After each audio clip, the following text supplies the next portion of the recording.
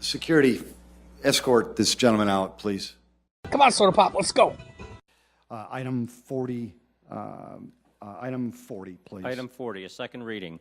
An ordinance of the City of Sioux Falls, South Dakota, the city, repealing ordinance number 36-16, authorizing the issuance of its sales tax revenue bonds and other actions related thereto. Councilor Erickson. Thank you, Mr. Mayor and Council and citizens. Today we have an opportunity to pause and to continue to move this discussion forward. We want to work with the administration and we look forward to that opportunity. Today is a chance to start with a new plan, to stop the clock, simply stop the clock. Regroup with a fresh start with all entities in mind, the city, the county, and the state. Around a table, we can do this together. This is not shutting the door. This is simply starting fresh and addressing the needs of all entities together. We are currently not out of space, and we have the time to do this right the first time. I'd encourage my counselors to continue to move this conversation forward and set the tone that we want to regroup and start fresh and collaborate together with one another. Councilor, thank you. Folks, this is a second reading, and because of that, you again have that opportunity to engage the council before I turn it over to the council for their dialogue and then ultimate decision.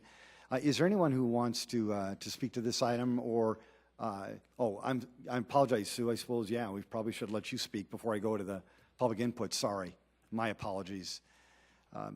Folks, we're still not in the public input portion. My apologies. Sue, please go ahead. Good evening. Sue Kwan-Beck-Etten, Director of Central Services. I'm here just to give you a very brief recap of this project, the City Administrative Office Building Project.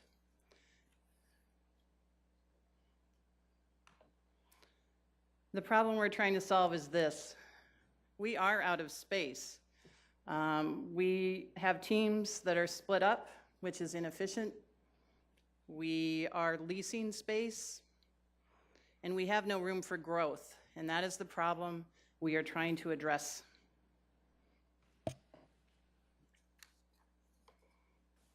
We have been doing due diligence for nearly 10 years. A formal space needs assessment was done with the prior administration in 2007, and we did our own in 2012. We have researched alternatives for a 3-year period from 2012 through 2015. We have done everything we can to maximize the space within City Hall. We did renovations in 2014 and 2015. And we arrived at the conclusion that what we need to do is to build a new building. We presented this as our recommendation to the council in April of 2015. We worked through the summer doing a formal RFP process to find an architect and to find a construction manager at risk. We worked through the winter months, creating the design and our project budget for this building, which we presented to the full council in February of 2016. We have been working hand in hand with the council on this. To sum it up, owning costs less than leasing. We have been leasing since 2013. The building plan that we have come up with is the right size for now and for the future. This building will meet our needs now and 50+ years into the future. We want to build it right the first time. We have a track record of building with quality materials that will last. We don't want to have to come back in 10-15 years to replace the roof or the HVAC system. We believe that a quality work environment is essential. In this tight labor market with low unemployment, we really need to have decent workspace to attract and retain good quality workforce. Ultimately, city government is not going away. We need to plan for the future. We have been talking about space needs for the last 10 years. We put together a solid design and we're ready to go. Costs are only going to go up. We all know this. Currently, we have locked in prices for the cost to build, but the guaranteed prices will go away if this project is stopped. And as I said, we have been working hand in hand with the City Council for nearly 2 full years to address this need, answering questions along the way. The council voted to purchase the bonds this fall, and we would ask you to support that decision. Thank you. Thank you, Sue. Folks, now I am going to go to public input. Please just come forward if you want to talk about this particular item. Just probably the same things apply. Just tell us your name, please. Keep your comments to 5 minutes or less. And then there is just one other little caveat when we go to the second reading. We would ask you, if you can, to try to find a way to not repeat some of the comments that have already been made. Again, just really appreciate you being here. Again, good luck. Yes, Scott, welcome. Scott Erickson, Sioux Falls. Before I start talking about the building, I just want to remind the council and the mayor, I know that from this last item we talked about, there's always 2 sides to a story. Let's always remember that. And let's not always take one side and make a decision or the other. Listen to both sides. Anyway, I hope you do that tonight with this also. I noticed these letters sitting over here on the table from the state, Minnehaha County, and Lincoln County. They pretty much all kind of say the same thing, that they're open to discussing any kind of space needs, but they really weren't sitting at the table when we were all planning this, were they? As for this discussion about how we've been talking about a city administration building since 2007, geez, I was surprised to hear that. It's been, Sue just brought it up, the mayor's brought it up in the news. We keep bringing this up. 10 years we've been talking about building a new building. But, after the municipal election where the Spellerberg outdoor pool was voted down, about a week after that, we were gung-ho on building an aquatic center. Nobody talked about an administration building. We got about $18 million of a levy bond repayment on some levies. Great money to go towards infrastructure. Nobody talked about building an administration building. We decided that we were going to cash that money and call it cash and build a pool with money that was in the bank account with reserves. And now we need an administration building that we need to bond for. So where was the talk of the administration building when this pool was needed to be built? There wasn't. It's kind of like the railroad project. The railroad project was going ahead, and then all of a sudden when these people wanted a downtown event center, nobody wanted to talk about the railroad project because it would provided perfect parking space for a downtown event center.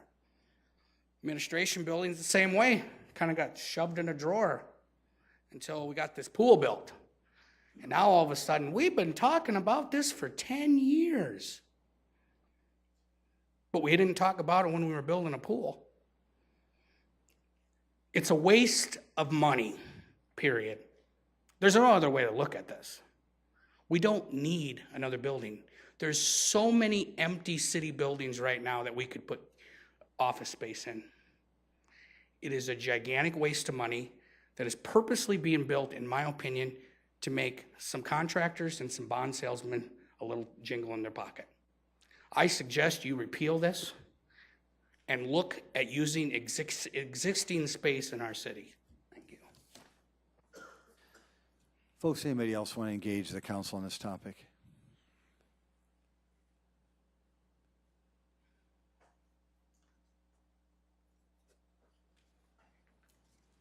Jim David was going to come up and run the machine. Oh, there he is.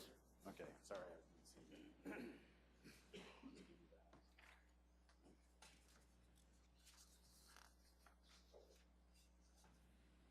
Mr. Dennison, go ahead. Bruce Danielson, Sioux Falls. Probably don't know what this building is, but this is the Jefferson County Administration Building, courthouse that was built out in just outside of Denver. And I saw this building being built, and I wondered what this monstrosity was. And so Jonathan Ellis put it in his article this weekend about wasteful decisions surround new building. And he brought this back up as a reference as to what happens over time, and especially with following elections when these type of wasteful buildings are built, and when everybody that was running for re-election that year was defeated because the citizens of the county were so upset by this monstrosity.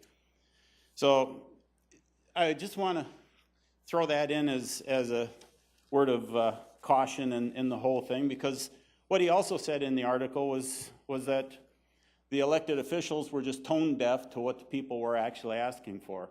Scott brought up the 3 letters that were over there, and we've never seen, no matter what anybody from the city administration says, we've never seen any kind of cooperation that could be considered real cooperation with the other governmental bodies that reside in this town. We have that issue, and then we also have one that I think is really important that was brought out in the paper, that's circled in this headline, was by hiring the contractors to do any kind of space needs study on any other building. And as much as I like a lot of the work these individuals do, that is just such blatant conflict of interest to somehow get somebody to come in and look at a building. And if you look at the video that we put up on SiouxFall.org or on South Dakota, on the testimony from this last week, I went into the building and I actually did the measurements myself and saw a lot of what was being said in there, and it's absolutely totally wrong. That a lot of the things that were said in there were said in conflict with what their original stated goals were. And the last thing I want to remind everybody, about 15 months ago, on April 14th, 2015, I was personally assaulted by a member of this administration when I was here for an actual event that I was part of, and it's requiring dental work, and I was injured because I'm here trying to bring this stuff out in public, and that was minutes after this presentation was made that I was struck on the back of my head and was injured. And I'm not going to forget that. Thank you. Folks, did anybody else want to engage the council on this topic? Welcome.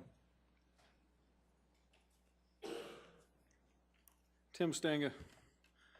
One thing I found out, just because somebody's more expensive and somebody's cheaper, doesn't mean that you're not going to get the best care and the best quality out of any kind of an ambulance service. Mr. Stinga, I'm just going to say that. You got to stay focused on this topic, please. I'll stay Thank you. focused right now, Appreciate sir. it. Thank you. Last time I was in on the meeting, on the first reading, we brought in the builder and we brought in the architect. Do you think the builder and the architect are going to say anything good about a used building? Because they don't make as much money on a used building. They make more money on when they build a new building. So it's just amazing that we bring in 2 people that really and truthfully shouldn't have been brought in to begin with. And well, again, people of Sioux Falls, you do realize why they were brought in. One thing I realize is we got to look at our wants and our needs. Do we want a new building or do we need a new jail? Not a hard one to figure out. 5 o'clock news, they came on TV and they stated that they wish that they could work with the city, where the county and the city could work together on being able to come up with a new jail. We got people that are sleeping on the floors. Wants or needs? Do we need a jail? Probably three-fourths of the people that are put in jail, where are they from? Sioux Falls. Do we put 1 dime towards the jail in Sioux Falls? Out of the city money, out of the city fund. I don't know if we do or not. I really doubt it. But it's too bad that the city and the county can't work together to be able to figure out what we want and what we need. I agree with Christine that we, one, should reconsider what's being done, because I don't believe that this building is what we need. It's what we want. And if it's because we want it so we can put our name on it, that's the wrong way to do it. And again, people of Sioux Falls, you got to watch what's going on, because this is money that is going to be spent for a long time. And if we're talking about we're going to get people to show us how to build a building and we're going to build it that it's going to last, look at the event center. Look at the quality. I sat and watched that siding being put on the event center. I talked to 2 of the city council people and had them go down and look at it. And they told me something just doesn't look right. But see, that's quality. That's using quality products. That's using quality on putting that in. But see, that got all put underneath the rug because it's all a secret. The citizens of Sioux Falls have to realize there's a lot of secrets out here. And you got to remember, if we're going to go at the same way we built the event center and you go at management at risk, anything that goes in or anything that changes on this new building just goes through the mayor. And look at what we ended up with the event center. It looks worse every day. But see, the sad part about it is the people of Sioux Falls, we can't follow back on the emails.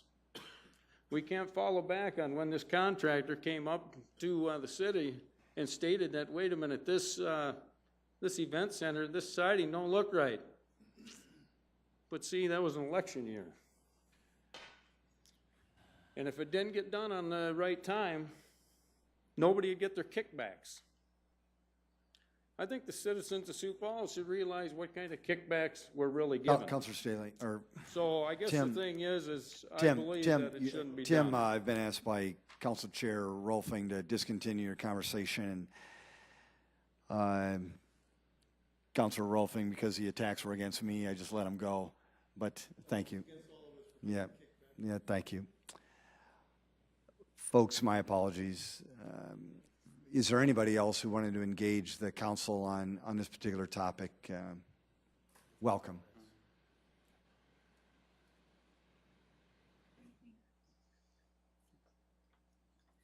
Good evening, Mayor, Council. Oh, absolutely. Yep. Can you hear me now? Yes, thank you. My name is Rana DeBoer. I'm the Workwell Manager at the City of Sioux Falls and Human Resources. I oversee employee training and development, well-being and health, and workers' compensation and safety. I've worked with the administrative building project team to ensure that the citywide goals of health and safety have been supported through the design of the project. A few years ago, CEO at IBM interviewed all of their worldwide folks and asked them, what are the most important traits in your workforce, in the workforce today? What do we need the most? With resounding results. They need teams that can collaborate. They need teams that can communicate, that can be flexible, and can be creative and innovative. Fostering these traits requires new thinking and some new strategies.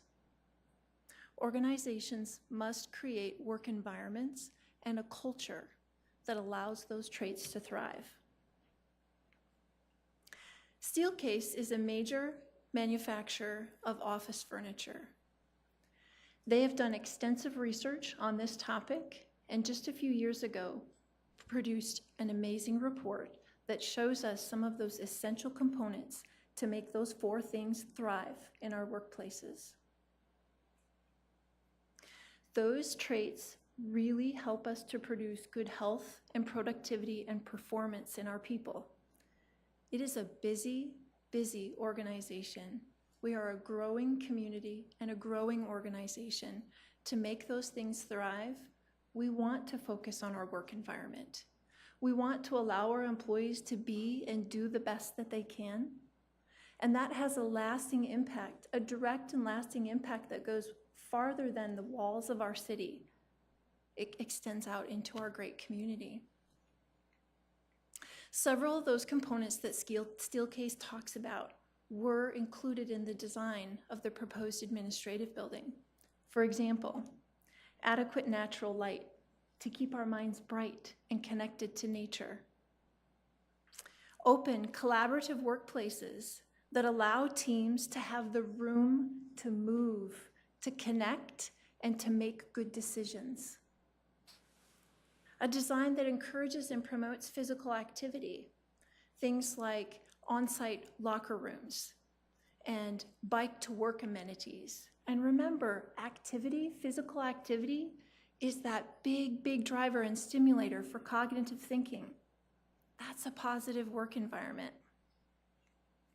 Today, people are expecting to find those traits in a workplace. And you'll find that many businesses in our community have embraced those strategies. The city prides itself on being an employer of choice, and creating positive environments where our people can grow and be their best and extend that out into our community is of the utmost importance. So I thank you. Thank you, Rana. Folks, anybody else? Welcome.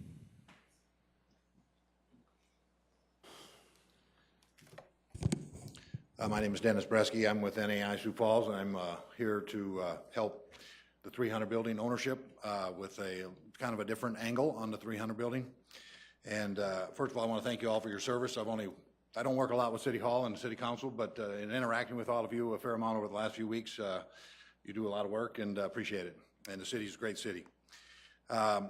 I kind of came up with a different angle that I wanted to present tonight as quickly as I can here after I got a call last Thursday from the folks at Henry Carlson. They wanted to meet with me to kind of sit down and discuss things and compare notes and try to clear the air on what's what. I had numbers, they had numbers, and so we did. We sat down at my office Friday morning at 10:30 and met for about an hour, which gave me a much better understanding of the scope of the project, and that's really where we had our main differences, is that I have one scope in mind, and they have another scope in mind, and it helped me understand a lot of the differences in the estimates that I had and the estimates that they had.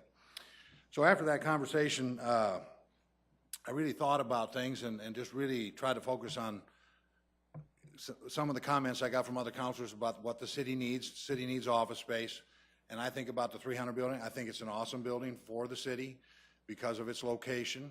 It's a good, solid building. I still feel very strongly it would be a good building to purchase. I understand a lot of the concerns and issues, and they're justified. But there's always different ways. It's very unfortunate that we have 10 1/4 inch treads on our stairs instead of 11 inches. They're very functional, but they don't quite meet code. Hopefully there might be a way around that. But through all of that, what I did is I started to step back and just look at what would it take if we could just step in as the landlord and provide nice, clean, new, totally remodeled office space. At what price could we deliver that? And so I actually put together a proposal that I've gone over with Danielle and with Todd Broyne, the owners of the building. And it would feature up to 44,000 square feet of space, which would be the first floor and the second floor. We could deliver it, I just guessed, at April 1st. Rent would commence upon occupancy. We would deliver this building to the city, turnkey, no money out of pocket for the city. I'm anticipating about $2 million worth of investment from the landlord. For that, they would need a good lease commitment, a 10-year lease commitment. We feel that $18 gross would be a rental rate that would give the landlord a good return on their base, let's say the as-is price, cover all the utilities, cover their investment in remodeling the space. So it would be a total gross lease. Taxes, insurance, utilities, snow removal, lawn care, everything is included. So that comes out to $60,894 per month. The operating expenses, as I mentioned, are all included in there. You would have renewal options to renew. You'd have a right of first refusal on any adjacent space or space above you in the building, and you'd have an option to purchase if you get in there and you like it. That, of course, would go up from the original price of $6 million. If we put $2 million into it, that price would jump to $8 million. But I'm pretty confident based on even the DocuTap tour, where they completely finished off their space for $50 a square foot. That's kind of the number that I'm using. This offer would be contingent upon the city and the 300 building owners working together to come up with a plan where the space could be remodeled for that amount of money, although if it costs more, we could simply do that, have to increase the rate a little bit. But the scope of the project would have to be more in line with just providing nice, clean, functional office space, not a lot of the changes that were discussed with Henry Carlson there that they were asked to bid on. So I prepared, just to kind of roll this through in my mind, I prepared an analysis that shows, as best as I could estimate here with the information that I had, kind of the cash flow. I'm about cash flow. What's the money out of pocket on a monthly basis? So I met with Rex today and talked to him about this whole thing. He helped me hone in on $21.9 million would be the amount of the bond. 2.75%, I believe, is the city's cost of money. I use 20-year amortization. So given those terms, your monthly debt service would be, I might have to get my glasses on here, $118,000, I believe. Dennis, you're at about 20 seconds. What's that? 20 seconds to go. Okay, 1.4 annually. The difference is $65,000 a month between renting and making the mortgage payment.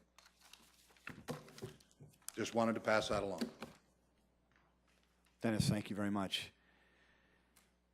Is there anybody else who wants to engage the council on this topic? Welcome. Honestly, can't believe I'm getting up here, but Jeffrey Schmidt, City Planning Office. I've sat here all night and I've listened to everybody talk about morale and customers, and you read about it in the paper. I don't know if anybody's really from City Council talked to city staff, so I'll just talk about my personal experience. I don't know if anybody's actually been to my space. So our space floods. The mayor's been down there. When it rains, we flood. My floodplain maps have all been flooded out, which is really embarrassing. Okay, when it rains and then we have to get the vents out and we have to try to dry out our papers. It's very interesting down in the basement. We have kind of light. We've cut some holes in the wall and put some glass up so we have some indirect light. But otherwise, 9 hours of the day, I don't see daylight. We have 2 storage areas that flood completely, but that's better than the first 14 years that I got to spend upstairs. I was for 14 years next to the men's bathroom, and the walls leak. So I always thought it was just wet precipitation, but I don't know for sure. Now the assistant city engineer is there, so I let him deal with it. It just leaks down the wall, and then they come in, they put new caulk on it, and then the wall just falls, and they put new caulk on it. When you're in an old building, the buildings aren't in the best shape. Anybody that lives in the core, okay, caulk is just caulk. It just comes down. This is not the Taj Mahal. I spent 20 years in Aurora, Colorado. We went through 3 city halls. We're not building a city hall. Am I wrong? I don't think we're building a city hall. We're building one building for some parts of the department. If we were building a new city hall, the building would be much larger, much grander, much different, but we're building one aspect of it, and it's been in the CIP for years about this. Since the 17 years that I've been here, the 10 years, it's in your CIP council every year. We're always talking about it. So now whether it's not physically out there in the newspaper, if it's not one of the issues that's being discussed, it's always being discussed at your public hearings. It's always there. It's always been part of it. And city staff, if you asked us, we would say it would help us because we need space. We don't have physical space to put one more person in the basement in the Planning and Building Services Department. We don't have any space. Any questions? Just public input, Jeff. Thank you. You bet. Thank you. Welcome, folks.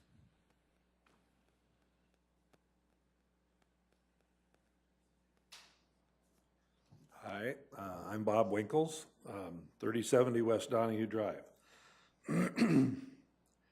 Most of you probably don't know who I am, but I've had a lot of experience in design and construction over the years. owned a firm called the Winkles Group for 30 years.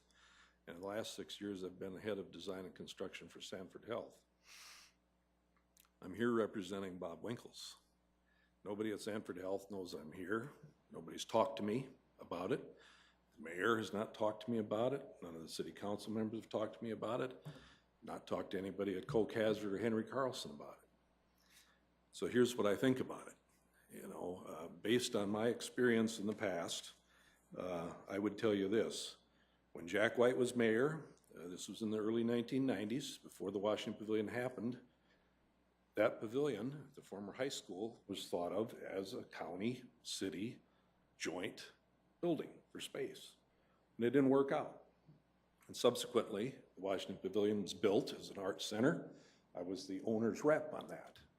That's what we did half of the time. That's what I do full-time for Sanford Health now. Later, in the late 1900s, or 1998, 99, I did a space study for the city.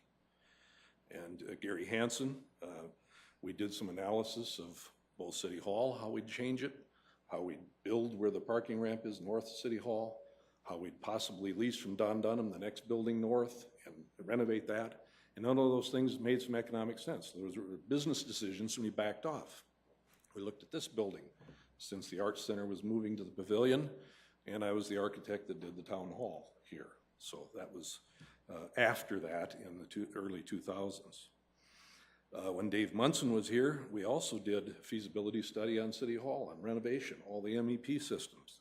We looked at lease and renovate options then. So it's been going on since the early 1990s. This is not a new deal. There's been a need. And so that's one of the points that I want to make. Another reason I'm here is because I'm really bothered by what I see on TV and I read in the Argus about all this conflict of interest. People that know nothing about what's going on in the industry are making comments about conflict of interest. Do you know, I mean, I negotiated all those contracts that I've told you about as an owner's rep. I negotiate every contract anywhere that Sanford Health is doing things with architects and contractors. And architects demand higher fees on renovated buildings. And we do those 20 to 1 in Sanford Health. 20 buildings renovated compared to 1 new. And we pay higher fees, and they need higher fees to work on those buildings.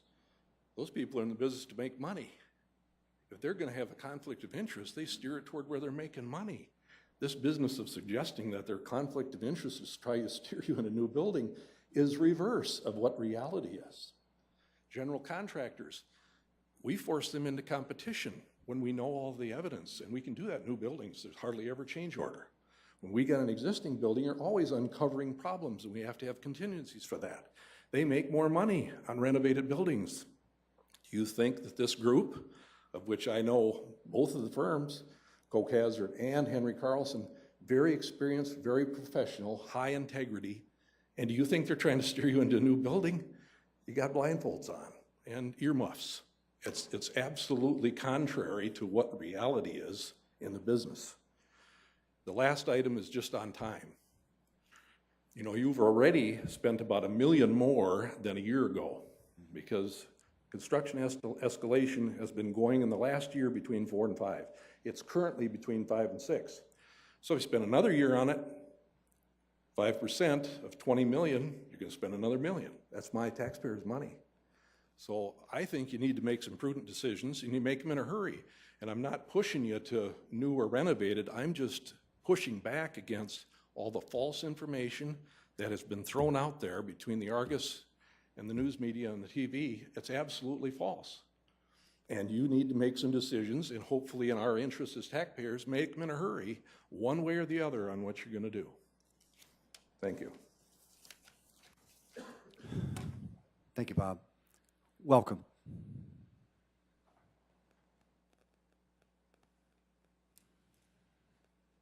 Good evening. My name is Rob Oliver. I currently serve as president of Augustana. I've been there for the last 12 years, and prior to that time, I was 28 years in the banking business. Most of that here in Sioux Falls. My wife and I have called Sioux Falls home for the last 39 years. And I have, over that time, seen many, many issues come before our community. and many big decisions that have had to be made. And I'm really proud of the growth and progress of this community, and I am pleased to tell as many people as I can, wherever I can, whenever that opportunity arises. I addressed the City Council tonight in favor of moving forward with the proposed new office building for our city. And I am motivated to be here tonight because I believe there are many others who also feel as I do, and that who have served in leadership positions on behalf of our community. I know that this has already been said, but this project is not a new discussion. I know for some on the council, this may seem very new and that there's a sense of pressure, but this project has been in the works for a long time. Indeed, the land where it is to be situated was acquired by the city by a prior administration and a prior city council in 2007. What a visionary and forward-thinking decision it was, because it was in future contemplation of this project, in future contemplation of the city's needs. As our city has grown, so has the workforce that serves our community, and their space needs are evident. I know this from talking to friends of mine that work here. Unless we believe that our city is going to begin to decline, then the need will only become more acute, and the solution will become more expensive with the passage of more time. The city is a major employer. The city will need to continue to attract top talent in order to serve our citizens well. Quality services to our citizens don't just happen. They're accomplished by a group of thoughtful and hardworking professionals. These professionals are in high demand in both the public and private sectors. So the question is, how do you continually position our city to be an attractive employer and thus an efficient and effective provider of quality services to our citizens? I believe that the planning has been done over the last several years to assess those needs and to develop the proposed solution that will provide a modern, efficient workspace that maximizes city employees' ability to work collaboratively and to provide the best service to citizens.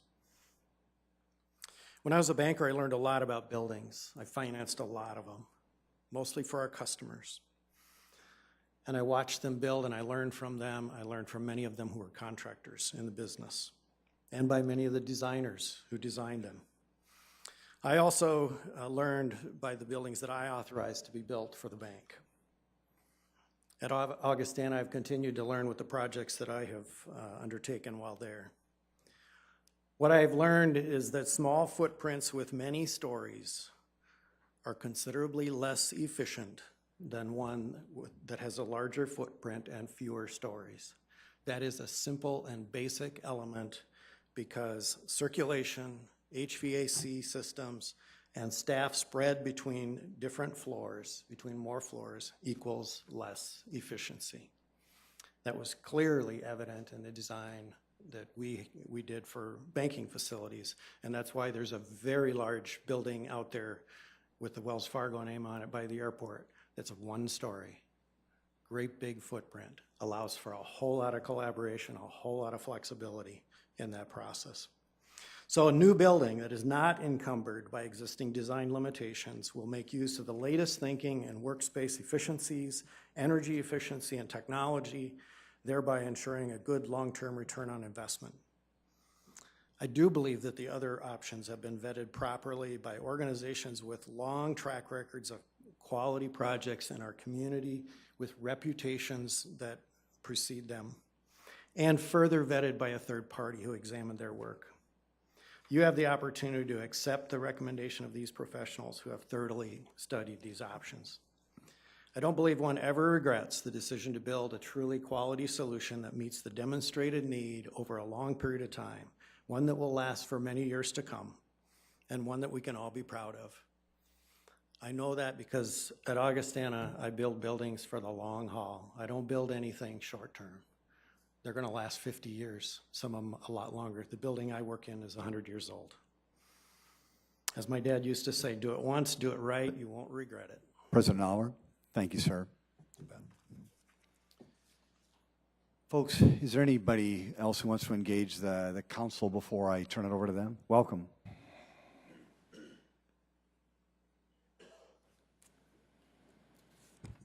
Thank you. My name is John Koch. I just want to speak on behalf of building this building. Clearly, Sioux Falls is growing. It's been growing for a long time. The needs assessment has been done.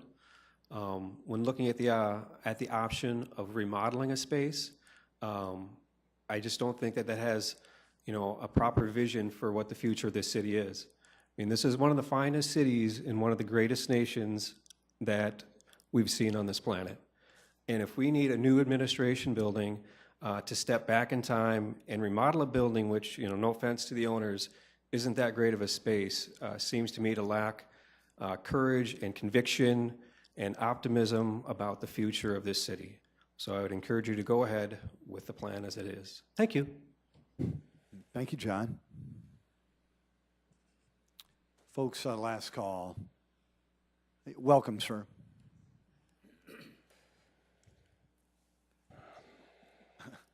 Sorry, last call is not appropriate. My apologies. Sir, I apologize. No problem. Welcome, sir. It's good to have you here. My name is Joe Swear. I was born here and raised here. I was gone for 25 years. I returned in 1985. I always had a subscription to the Argus Leader wherever I lived. I was very proud of my city. That has been continually the case. When I came back in '89, I was happy to see the project at the falls where we used to step on railroad ties and nails and everything else to get on and swim, being developed. There's a few things that have been happening the last couple of months, and I've been watching the city council meetings on TV. I want to apologize, you usually don't appear this way, but I was sitting at home watching TV tonight, and some things that have kind of been bothering me came to the fore. There's such a thing in a city as continuum. And you either respect the people who are in front of you and who did things the right way, or you come in under revolt, which seems to be a real trend these days in our country. The new council members have just been elected. I've read and followed several of you, and I get the distinct feeling that you're running for the next office, whatever that may be. And I also witnessed some of the work you've done previous to this, and it's been very, very good. But there is such a thing as continuum. And the people that have come before you, all the way back to White, Munson, Gary, all of them, have done an excellent job and have worked with good councils. To go into a used building, and I give way to the man who came before the man from Augustana. I've retrofitted probably 10 buildings in my life. I built 7 or 8 new structures. Retrofitting is always, always, always a bigger problem. It is always, always more expensive. There was also a comment made tonight from the audience about kickbacks. And I defy anyone, for anyone in public service, I defy anyone to raise those questions in public without proof. I take that as a personal affront to my history in Sioux Falls. I take it as a personal affront to the city that I respect very much. And my wife said to me, "Where are you going?" And I said, "I'm putting on my shoes and going down." And I apologize if I sound too rough, but this building is like every other project I've seen in this city for the last 40 years that I bore in witness, by long distance and by support and by talking to people back in my hometown. This building is way overdue. I don't know if it's been in the conversation for the last 10 years, but I grew up going to the city hall. This building is way overdue. And from what I've seen of the plans, they're very conservative. If you can build this is not Denver. I've seen that mausoleum. This is a very, very good, solidly planned building.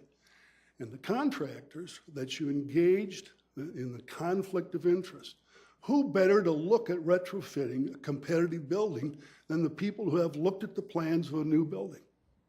So that's all I have to say. I thank you for your time. I'm going to go back to TV. Thank you, Joel. Appreciate it. Welcome.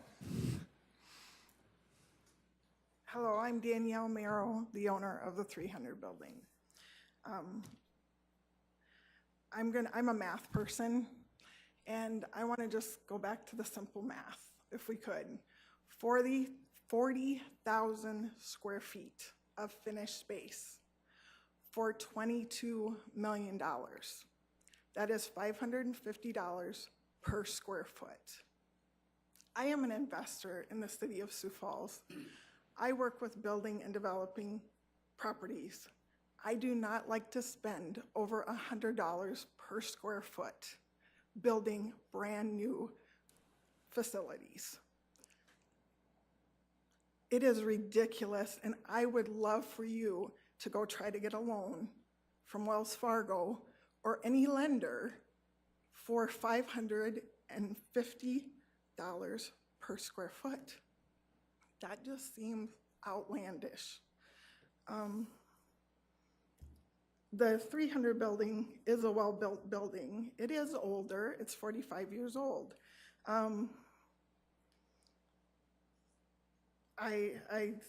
There's a lot of law firms, there's a lot of good companies, including my own businesses in there. And I want you to know it's not a dilapidated building. Again, we have reputable people. We have people that run their business every day, including our city attorney used to be there.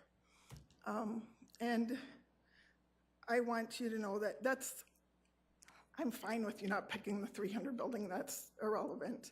But I want you to know that it is, for the price, I wish you would just explore.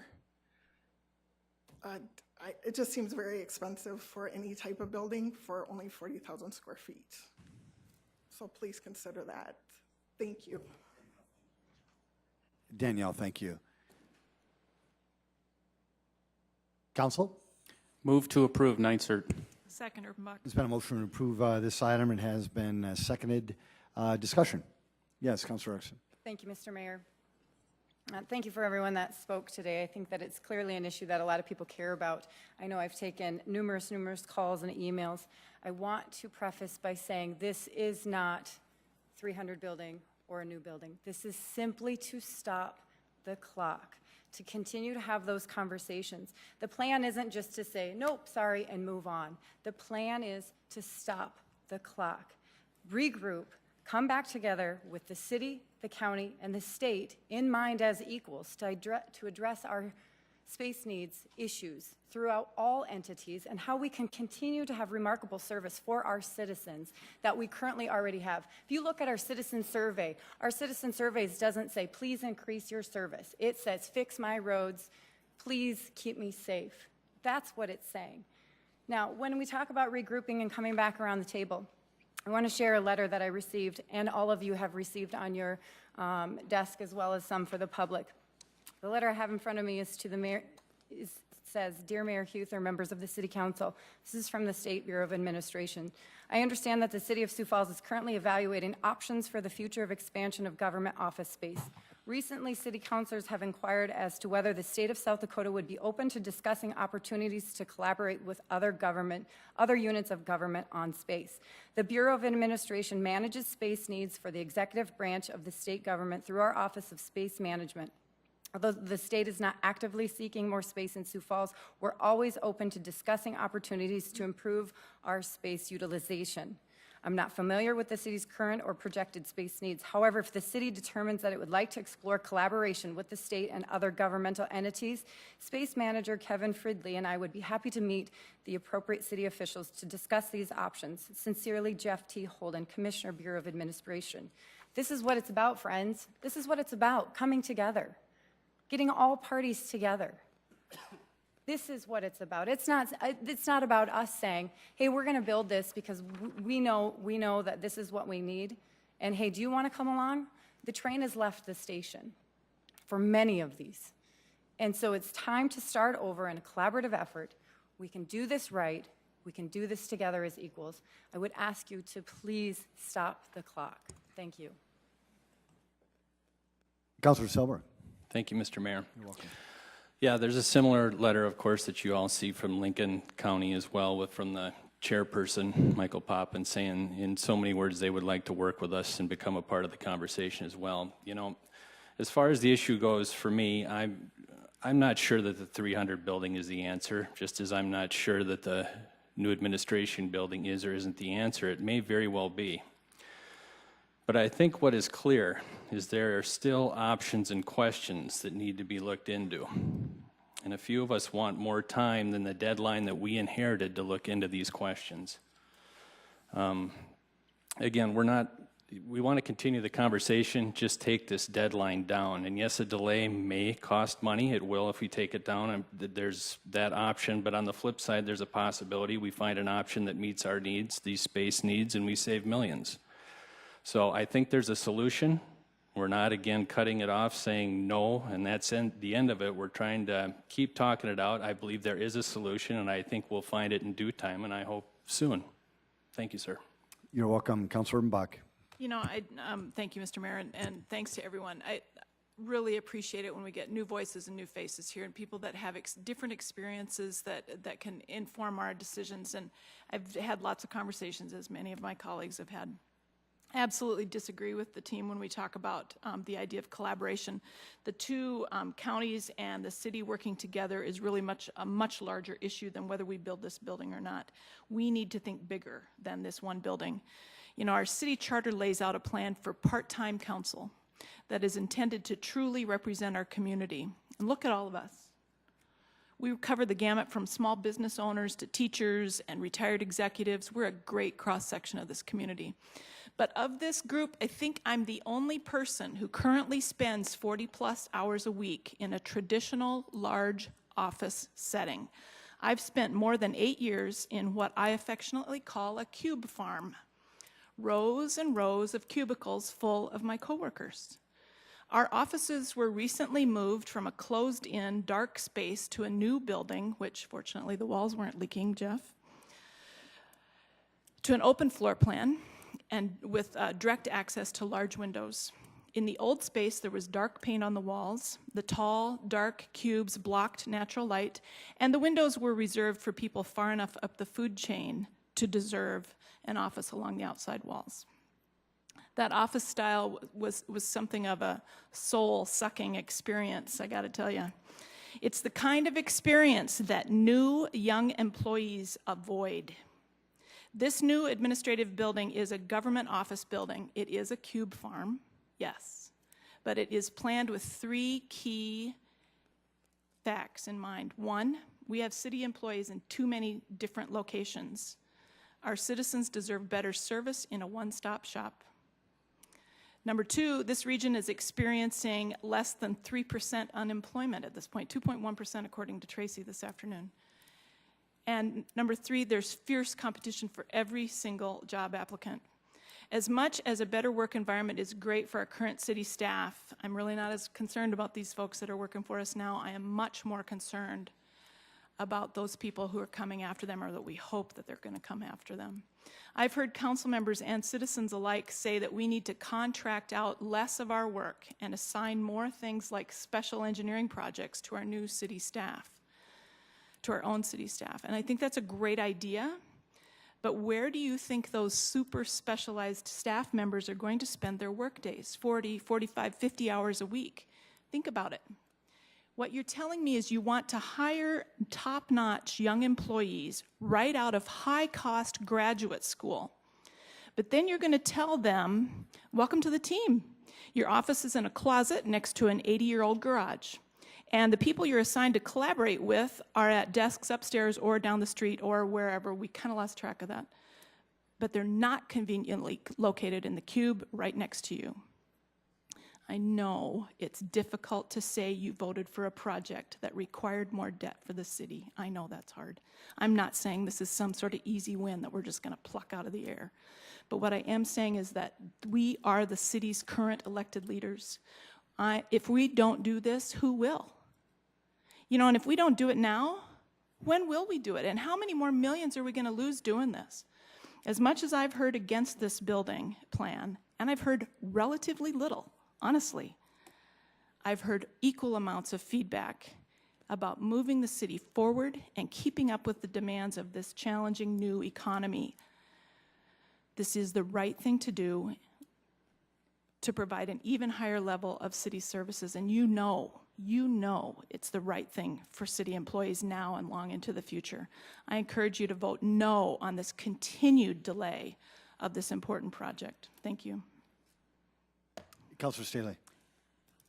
I also have a letter from the Minnehaha County Commissioners to the City Council and Mayor.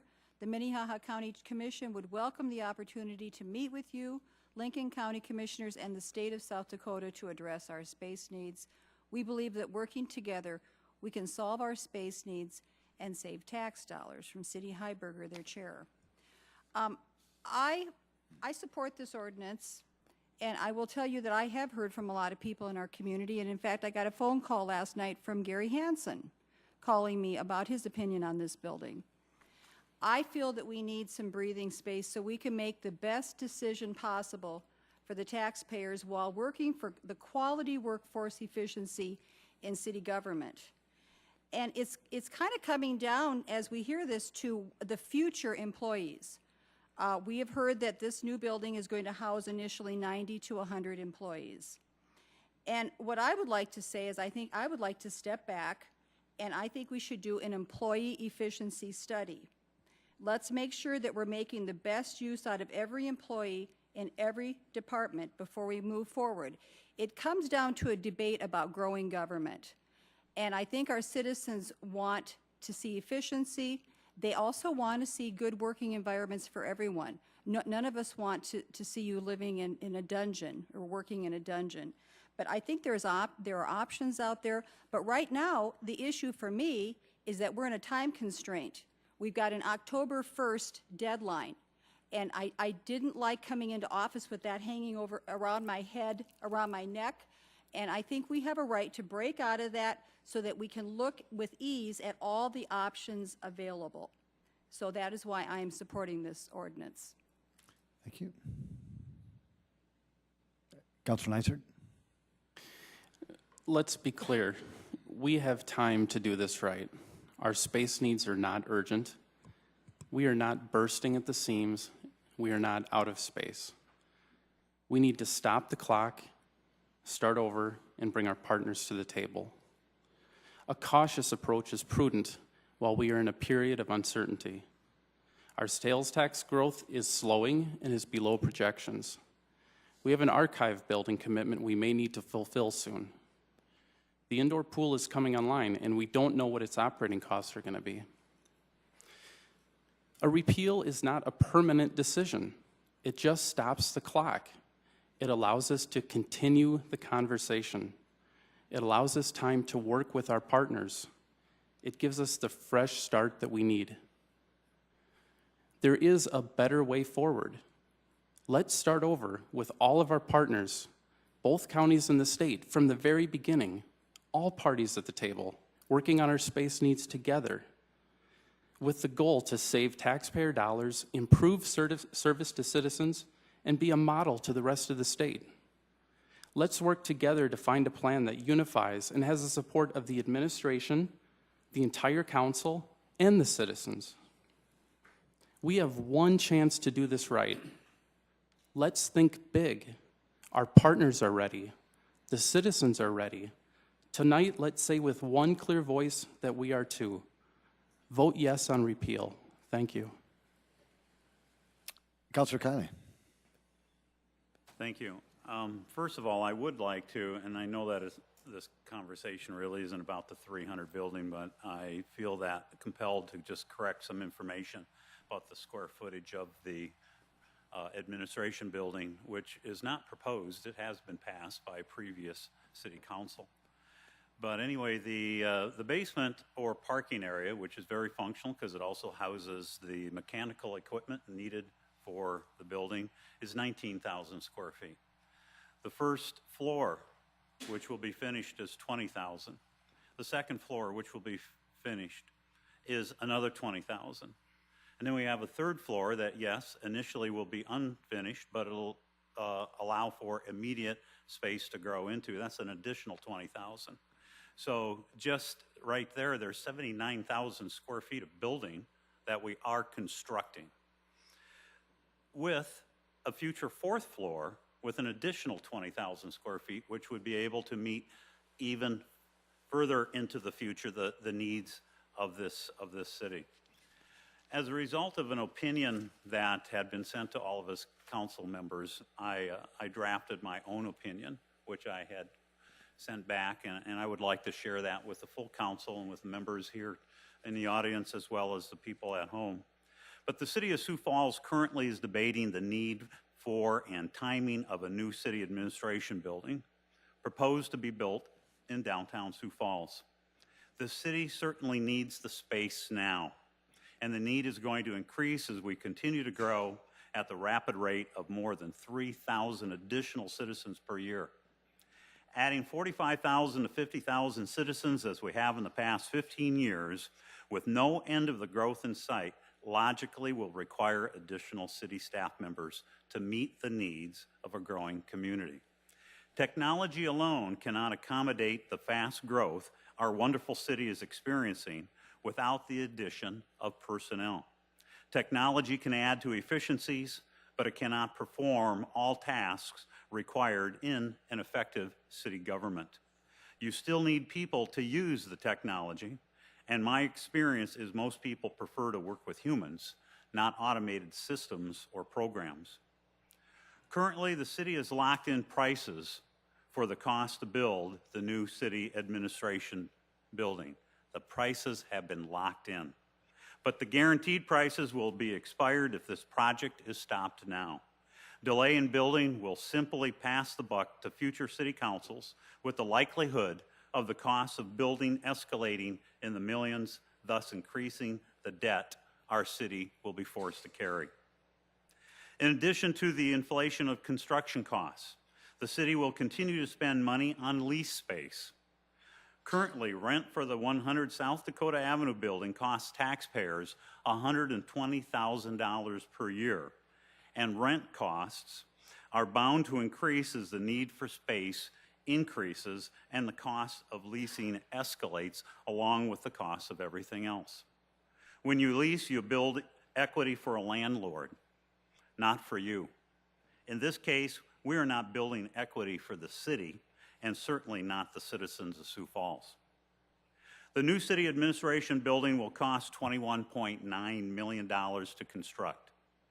That amount includes final design, construction, furnishing the building, professional fees, contingency, Dakota Avenue parking improvements at a cost of $150,000, and $300,000 for improvements to Van Ness Park. Once again, all of those are included in the overall cost of $21.9. The proposed building will include the ability to add a future fourth floor, as I've already mentioned, which will not only meet our needs today, but also meet the needs of the city for the next 50 years and beyond. The best part, it will be constructed at today's costs, not at future inflated costs. Some city councilors desire to slow things down and have additional conversation.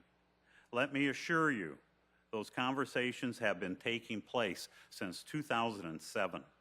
Space needs assessments were conducted by the city in 2007 and 2012. Alternatives to building new have been researched from 2012 to present, with the most recent alternative research being the 300 North Dakota Avenue building. Other buildings researched in the past include First Dakota building at 9th and Main, DM&E building at 8th and Phillips, the 100 South Dakota building we are currently leasing, buildings at 120 and 122 South Phillips Avenue, the communication services for the deaf campus, and the former Joe Foss School on North Cliff. Additionally, Councilors Rolfing, Anderson Jr., and I joined the Administrative Building Advisory Team back in March of 2015, and the project was presented to the entire City Council in April of 2015, with the project funding approved in April of 16. Rather than slowing things down, we need to continue on the path we elected to take this past April after many years of vetting the issue. The horse is appropriately in front of the cart, and the City of Sioux Falls has done our due diligence for many years with a heavy dose of due diligence in the past 2 years. Furthermore, we should not be considering stopping this sensible and needed project. We have looked at all directions, and now the direction we should be looking long and hard at is right in front of us. It is time to build the city administration building. It's inevitable that we're going to need this building. There's already been a demonstrated considerable need. We are bursting at the seams. And we've been leasing since 2013. And we'll continue to lease and spend money on buildings that do not belong to us. We've vetted many options. As I've mentioned, don't saddle future councils and the citizens of Sioux Falls with greater debt because of a delay. And I truly mean the citizens of Sioux Falls. As an individual that was born and raised in this great city, I greatly benefited from its services as a child.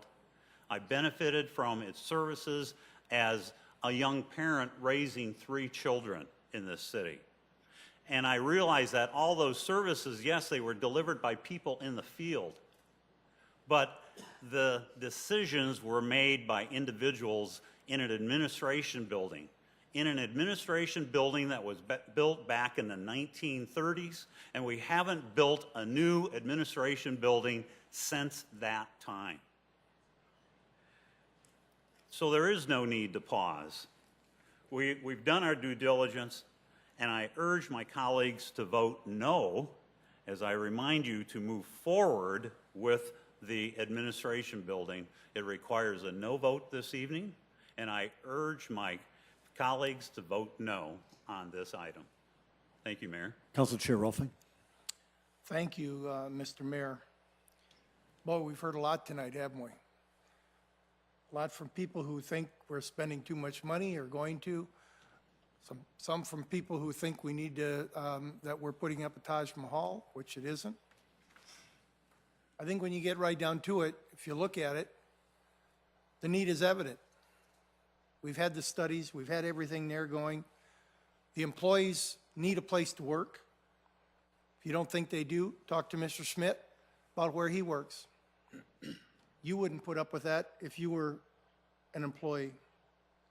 We need to work to assure that we get good candidates for the openings that we have. We're going to grow. These letters that we received in a packet here today, was real interesting that these were signed today or very close to today. One of them, then I got a call on saying, what's about this letter? What do you need it for? I didn't know anything about it, found out what was going on. Let me assure you all that these people have been contacted a year ago in hopes that we could collaborate and do some of this together. The state wrote back and said, as it says here, we have no interest right now, we have no need. However, if any of these people do have a need, we do have a third floor that we can finish out for them. It's been thought of. It's been thought of. Time is now. Council administration has looked far enough ahead. We've taken advantage of opportunities offered. We would not be having to make such tough decision right now if other people ahead of us had taken on this responsibility that we're looking at tonight. You know, sometimes it's hard to make a decision when some people feel there's no need or no hurry or no money. But you know what? That's not the case here. The need is evident. We need the building. And we're taking on debt. We're not taking on debt that we can handle, and we're not scaling down the the building project. Excuse me. But sometimes the right thing to do may not be the popular thing to do. Let me repeat that. Sometimes the right thing to do may not be the popular thing to do, but we need to do the right thing here. We need to do it now.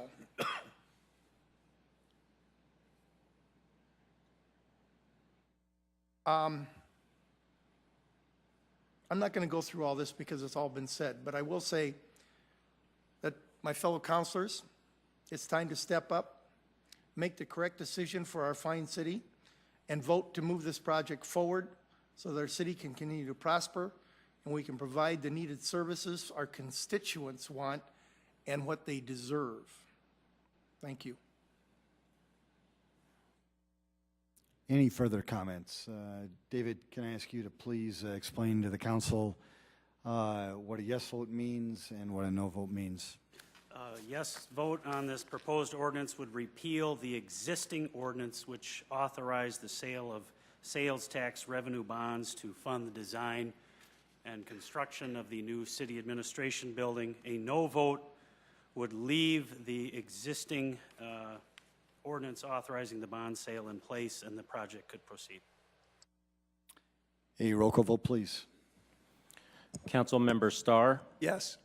Staley, Erickson, Erpenbach, No. Kiley, No. Nitzert, Yes.